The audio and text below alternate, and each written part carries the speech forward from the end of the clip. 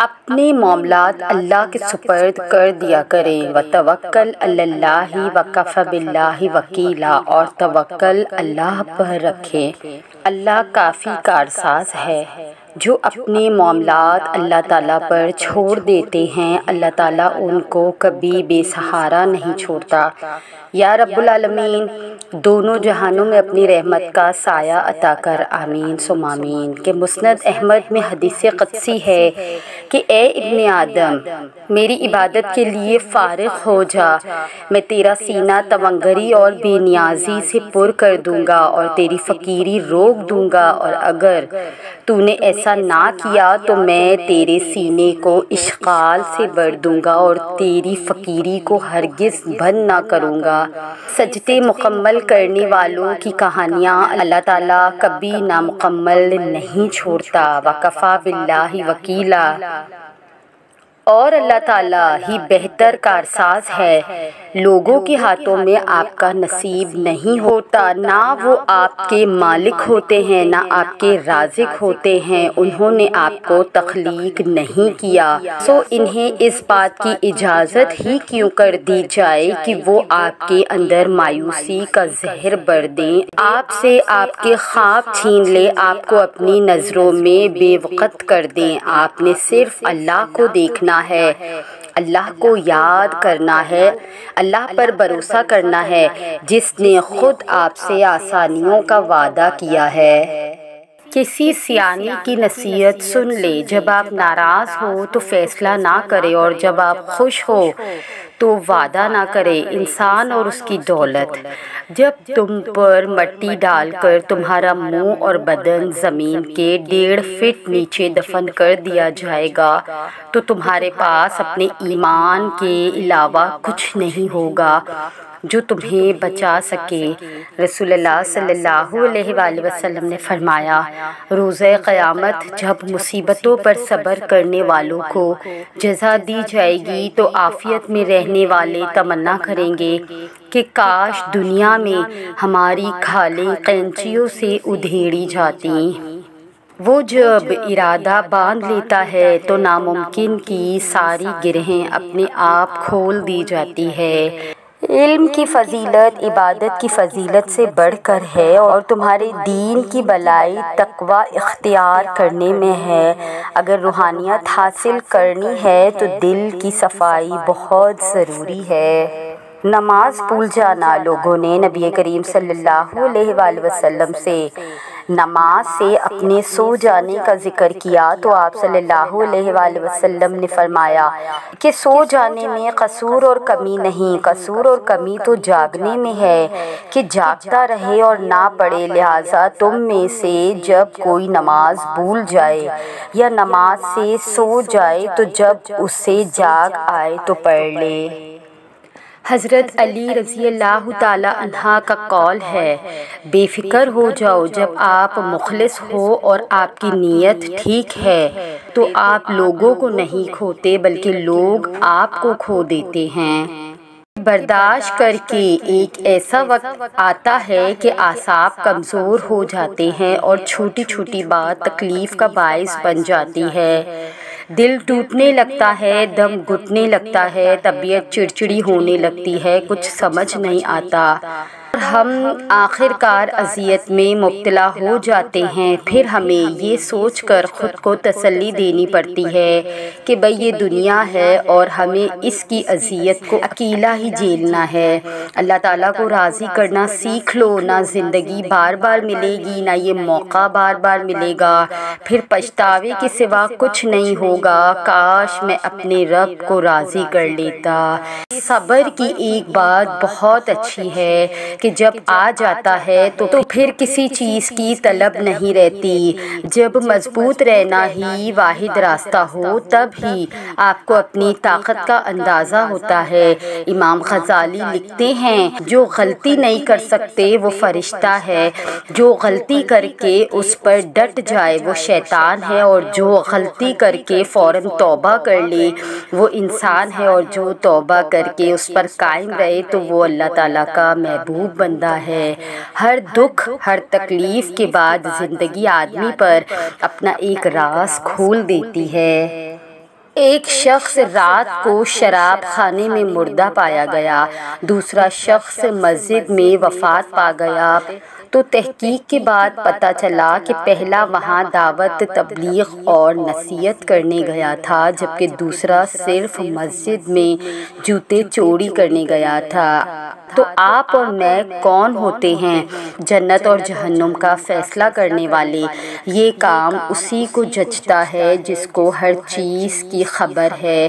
جب رب نے آج آپ کو رزق دیا ہے، وہ کل بھی دینے کا ذمہ دار ہے، اسی لیے آج ہے تو شکر ادا کرے اور کل کی فکر نہ کرے۔ احسان ہمیشہ نسل دیکھ کر کیا کرو کہ بکریاں سوکھا گھاس کھا کر بھی میٹھا دودھ دیتی ہیں، جبکہ سانپ میٹھا دودھ پی کر بھی ڈس لیتا ہے۔ ہمارے اوپر اللہ کی یہ خاص نعمت ہے کہ جو بھی ہم سے منافقت کرتا ہے تو اس کا اصلی چہرہ اللہ تعالی ہمیں جلد دکھا دیتا ہے۔ جب دل گھبرانے لگے اور آنکھوں میں آنسو آنے لگے، صرف ایک کام کرنا، اپنے ہاتھ اللہ کے سامنے دعا کے لیے اٹھانا، چاہے کچھ نہ کہنا، لیکن اللہ سب سمجھ جائے گا، آپ کے درد کو، آپ کی تکلیف کو، آپ کی ضرورت کو۔ بے شک اللہ ہر چیز پر قدرت رکھتا ہے۔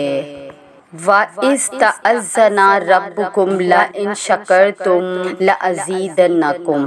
کبھی فوراً سے تو کبھی کچھ وقت کے بعد، مگر انسان جس نعمت کی قدر نہیں کرتا وہ اس نعمت کو آخرکار کھو دیتا ہے۔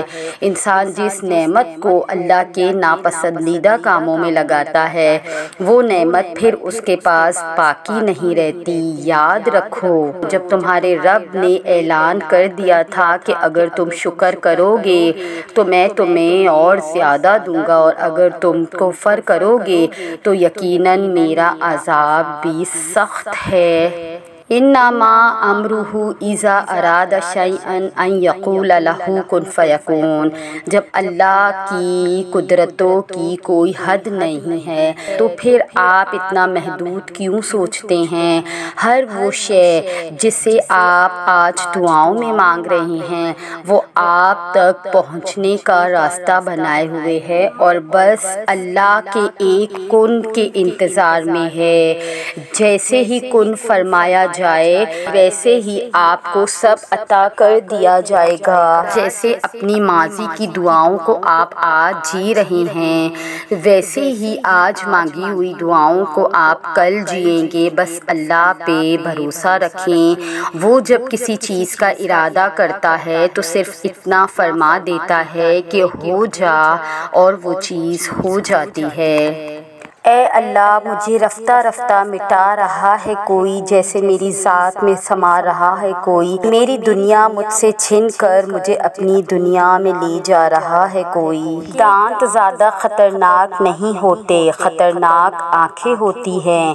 دانت تو صرف ہاتھ میں پکڑی ہوئی چیز کھا جاتے ہیں، جبکہ نظر پورا انسان کھا جاتی ہے۔ اللہ تعالی ہمیں حاسدوں کی نظر سے بچائے۔ بد نظری کا ایک روحانی علاج۔ بسم اللہ الرحمن الرحیم۔ ایک مرتبہ آیت الکرسی، 3 مرتبہ سورہ فلق، 3 مرتبہ سورہ ناز، سورہ فلق اور سورہ ناس سے قبل ہر بار پوری بسم اللہ پڑھنی ہے۔ اول و آخر ایک بار درود پاک پڑھ کر 3 عدد سرخ مرچوں پر دم کر دیجئے، پھر ان مرچوں کو مریض کے سر کے ارد 21 بار گھما کر چولہے میں ڈال دیجئے، انشاءاللہ نظر کا اثر دور ہو جائے گا۔ جو رشتے اچانک آپ کے دشمن بن جائے وہ دراصل شروع سے ہی آپ سے نفرت کرتے ہیں، پتہ اس لیے نہیں چلتا کیونکہ وہ اداکاری اور منافقت میں مہارت رکھتے ہیں۔ اپنے ساتھ غلط کرنے والوں کو ضرور یاد رکھو، لیکن حساب ان کا بھی رکھنا جنہوں نے کھڑا ہو کر تماشا دیکھا ہو۔ اللہ کی ناراضگی کی نشانیاں: نماز کی توفیق چھین لینا۔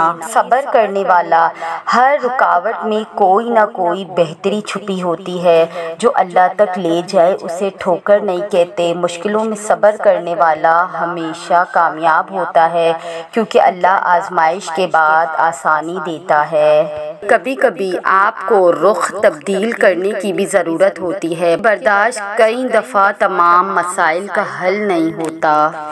اچھے لفظوں کے ساتھ اچھے رویے بھی تخلیق کرنے چاہیے۔ لفظ کتابوں میں زندہ رہتے ہیں جبکہ رویے دل میں۔ رسول اللہ صلی اللہ علیہ وآلہ وسلم نے فرمایا، اپنی ضروریات کو پورا کرنے کے لیے رازداری کے ساتھ کام لیا کرو، کیونکہ ہر نعمت والے سے حسد کیا جاتا ہے۔ یہ بہت دلچسپ اور عجیب ہے کہ جب آپ کسی کو زیادہ محبت، عزت، توجہ یا اس کی استطاعت اور سمجھ سے زیادہ اہمیت دیتے ہیں تو وہ اس عمل کو جیسے اپنا یک طرفہ حق سمجھنے لگتے ہیں، جس کے نتیجے میں باہمی تعلق پر مثبت کی بجائے منفی اثرات پڑتے ہیں۔ انسان کے پاس ایک ایسا سائبہ دار انسان ضرور ہو کہ جب وہ دنیا سے، تعلقات سے، معاملات سے تھکے تو اس کے سائے میں چند لمحہ بیٹھ سکے، جہاں اس کو خوف نہ ہو، جہاں مان ہو، جہاں عزت ہو، جہاں معلوم ہو، یہاں کی گئی، کہی گئی ہر بات، ہر درد یہیں دفن ہو جائے گا۔